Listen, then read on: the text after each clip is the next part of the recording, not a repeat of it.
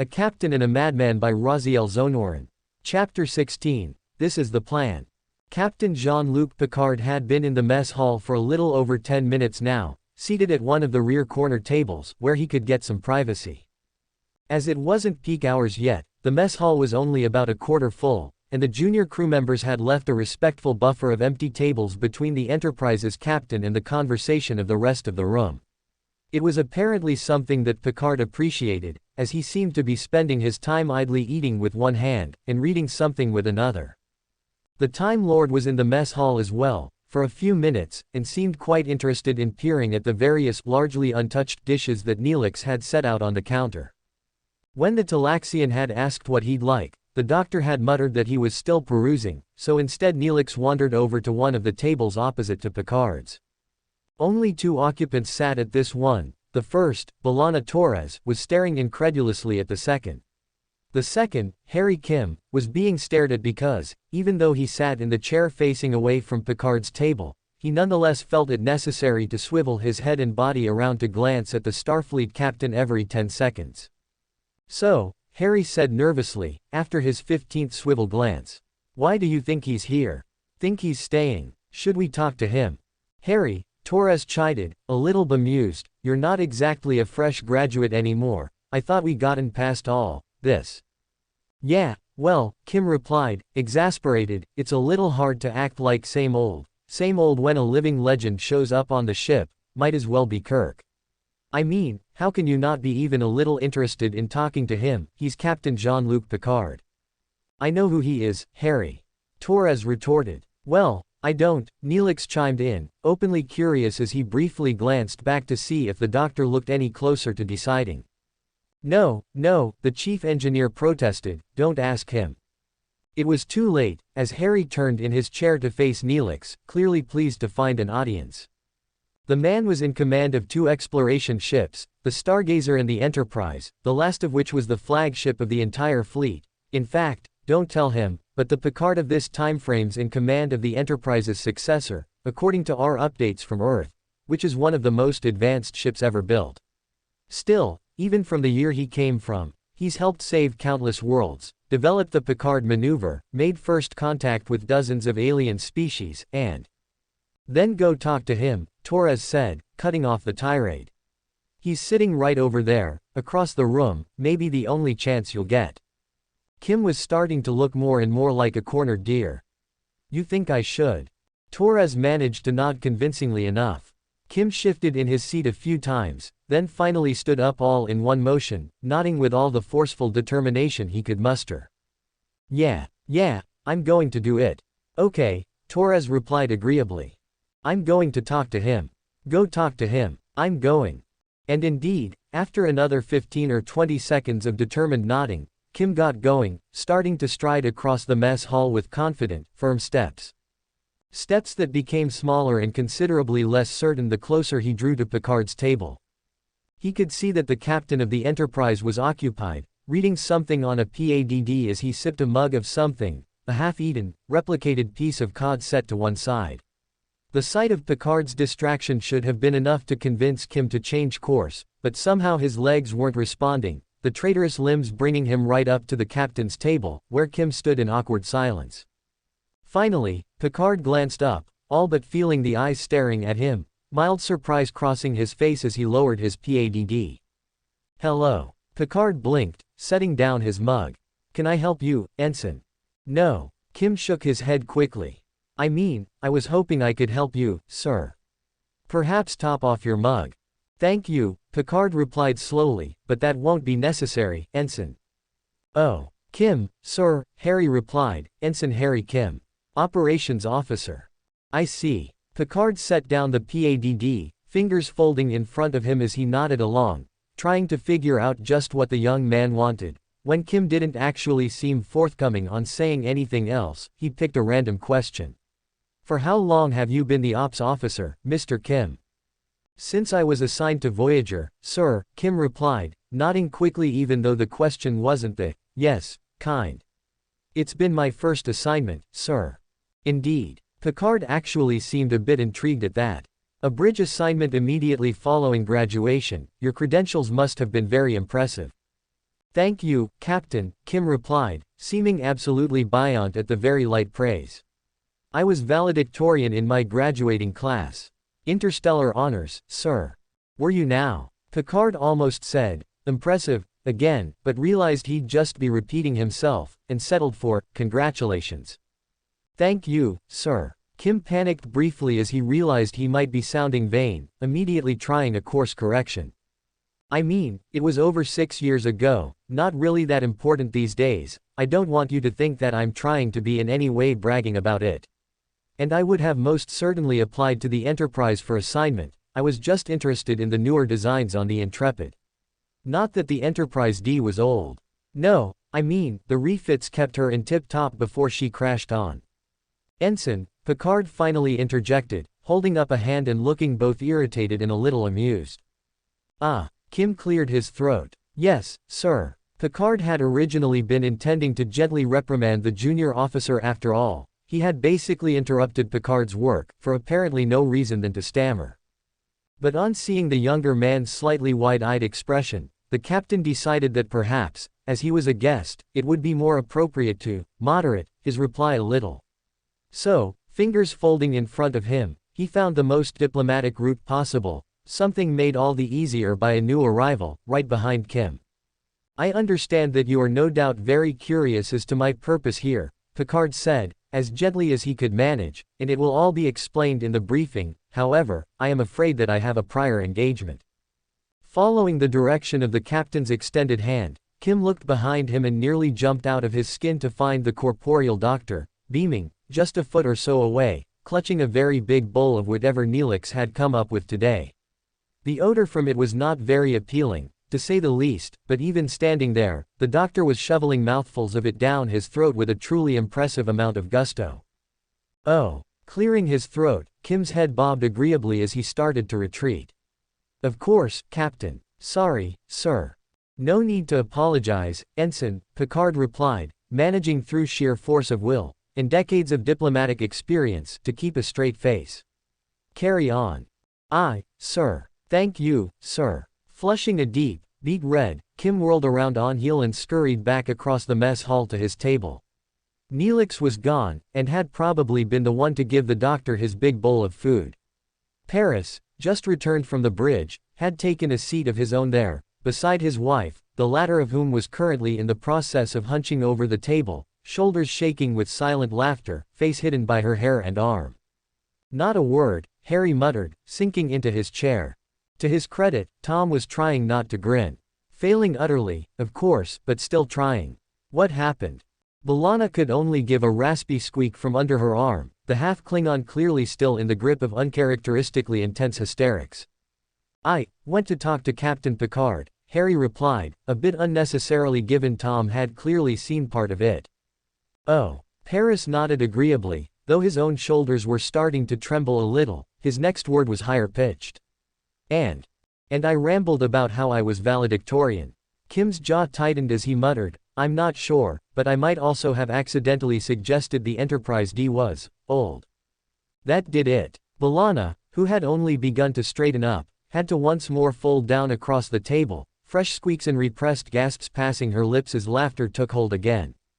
With the table occupied, Paris had to settle for lowering his head and covering his face with one hand, lips clenched tightly, face almost as red as Harry's and shoulders shaking violently as he and his wife both tried not to howl with laughter right there in the mess hall.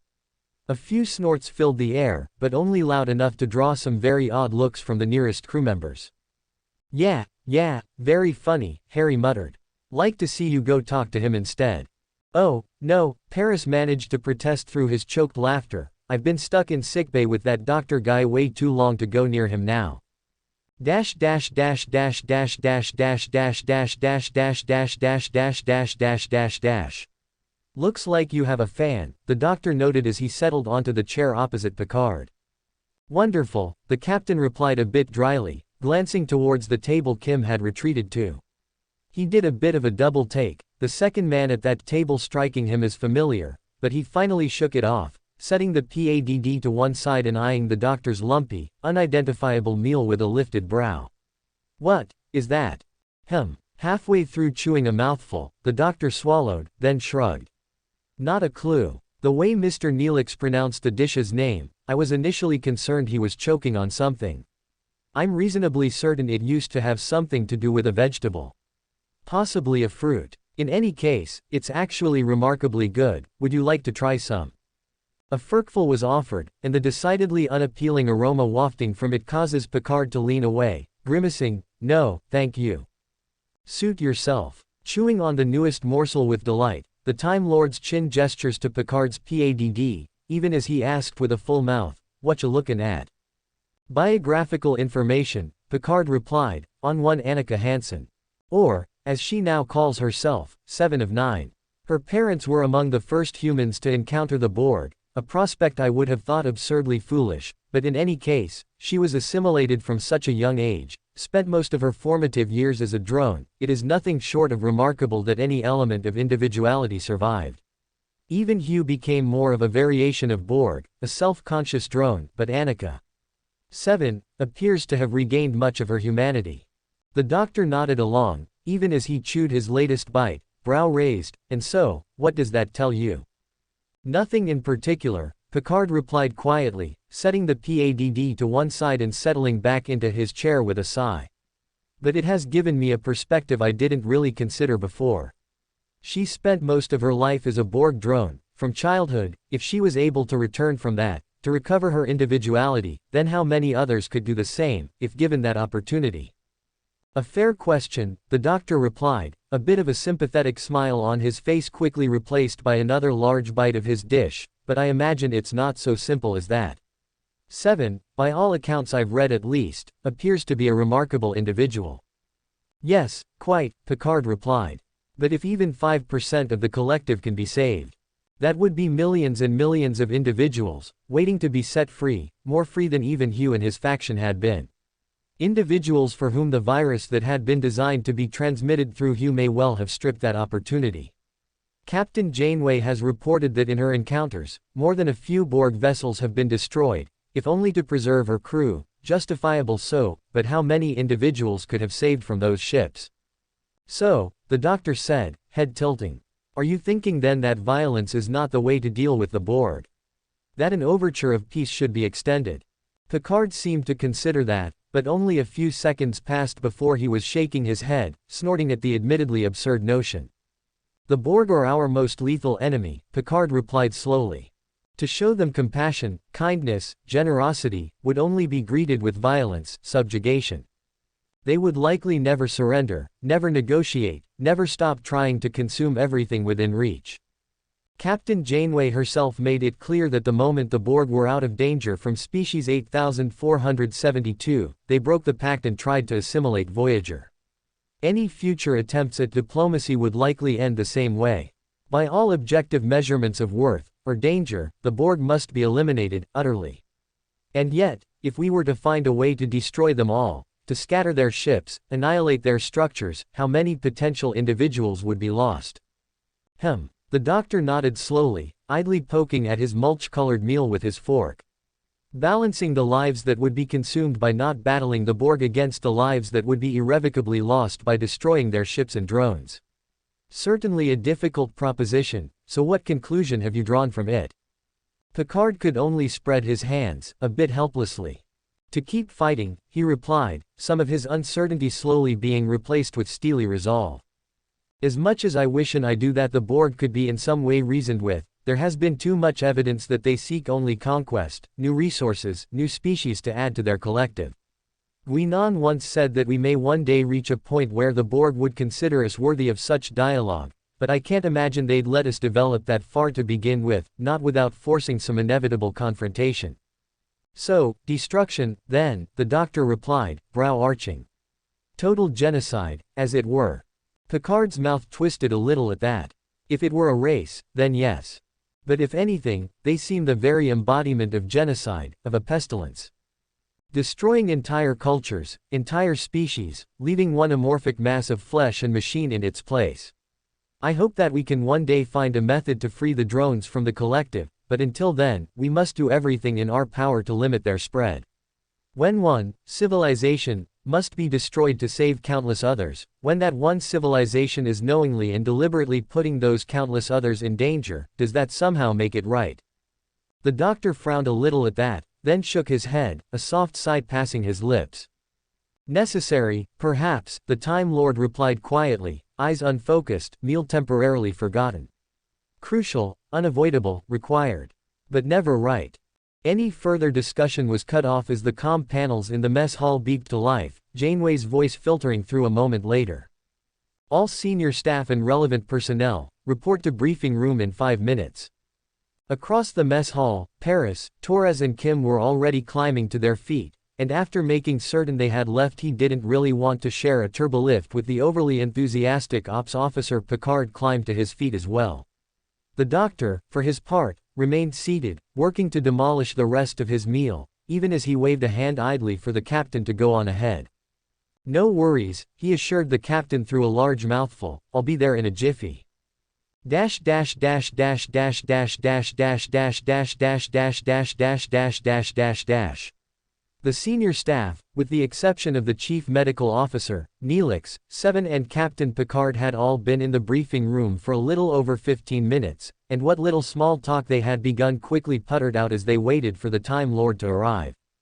And waited. And waited. And wait. Sorry I'm late, the corporeal doctor said, bustling into the briefing and making a beeline for the wall-mounted display. He was still in the process of chewing something, and swallowed before continuing.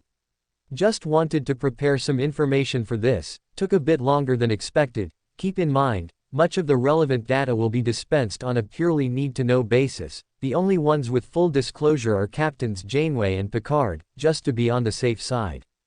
Tapping a quick series of commands on the display, he called up several images, an archived schematic of the last Borg sphere Voyager had encountered, a navigation chart detailing their newest target's course, and a string of what looked like programming code. Turning towards the assembled officers, whose irritation at the wait was replaced with mild curiosity, and a bit of trepidation, the Time Lord gestured proudly to the screen. So, the doctor began, tapping the monitor again to enlarge the sphere schematic. That is our target, a Borg sphere, long-range vessel, lightly armed. It is currently traveling at low warp, along a path that will intercept our own in about 21 hours. That it is not using its transwarp drive would suggest it is on some sort of reconnaissance mission. Hopefully the drive is undamaged. Why? Kim asked, are we planning to retrieve a transwarp coil? Need to know basis, the doctor replied airily. Anyway, the ship is unshielded along its outer hull, as most Borg scout ships are, which will make boarding her quite simple for your transporters. Once aboard, I intend to gain access to their databanks and use it to break into the Borg computer code, as it were, which will allow me to create a backdoor for me to use at my leisure. With it, I could gain access their subspace network, and all the data contained within it, from the comfort of Voyager. Then I return and we run away really fast. What kind of information are you looking for? Paris interjected, blinking. Need to know. The doctor reminded. Now, the away team for this will be small, very small. Actually, I'd rather go alone, but your captain insisted otherwise. Since I will have all the technical knowledge needed to succeed, I would therefore appreciate only those with very good aim. Mr. Tuvok, I believe you would be more valuable at your post, but could you assign, perhaps, 2 security personnel to assist me? 4. Janeway interrupted grimly. Fine, 4, the doctor muttered. In any case, we get in, I install the back door, we get out. Questions? Concerns? There was a brief silence as the bridge officers glanced at one another. Well, Torres finally said, leaning forward in her seat, one problem I can think of right away is that, considering our past encounters with the Borg, they're not as likely to just let us beam aboard this time. They might try to lock a tractor beam on us the moment we get close to them. Very good, the doctor replied, snapping the fingers of one hand and pointing at her. That is why you and I will be spending the next several hours making some very extensive modifications to your ship's power distribution network. When we cut levels down to only essential system, we should read as a far more primitive, less potent vessel, the sort the Borg wouldn't be interested in. Since a majority of computations are carried out by the hive mind, nobody will be looking out a window, as it were, to visually recognize us. And if they do? Seven asked archly. If this is a scouting vessel, it is possible the Queen has vested interest in its data, and is actively monitoring its telemetry. In that case, it is unlikely your modifications would be sufficient to fool her for long. Well, the doctor shrugged. There is admittedly some risk. Some. Seven echoed, displeasure etched in that one word. All right, considerably some. Coughing, the doctor shrugged again. Believe me, I'd much rather do all this from a distance. A considerable distance. But I need to be in there to create the necessary backdoor, or I would never get through the multiple layers of encryption. As much as I would hate to admit it, their security protocols are simply beyond my ability to break, remotely at least. Your capture would be disastrous, Seven insisted. The Borg are aware of your existence, and of your capabilities. Your assimilation is considered a high priority. Really? The doctor coughed a little, looking almost morbidly curious. How high a priority? Any vessel that succeeds in assimilating you is to immediately return to Unimatrix 01 for the purpose of dismantling and examination. The doctor's mouth opened, then closed, then opened. Oh, good to know, dismantling, fun. Janeway cleared her throat a little, drawing focus back to her. I am aware that the risk here is considerable, she said softly, but the doctor's plan does offer a considerable opportunity. Access to the subspace network used by the Borg could offer us an unprecedented amount of information. Their ship positions, facilities, transwarp conduits, maybe information that could help us get home.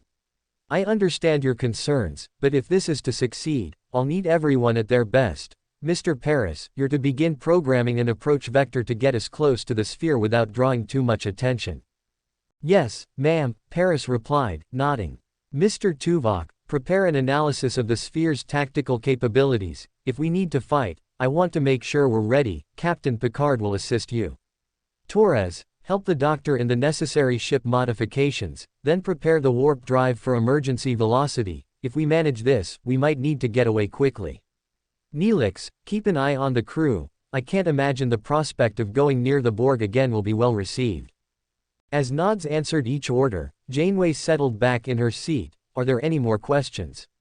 Well, I have one. All heads swiveled towards the surprising source, the doctor himself, who was staring at Paris with mild confusion on his face.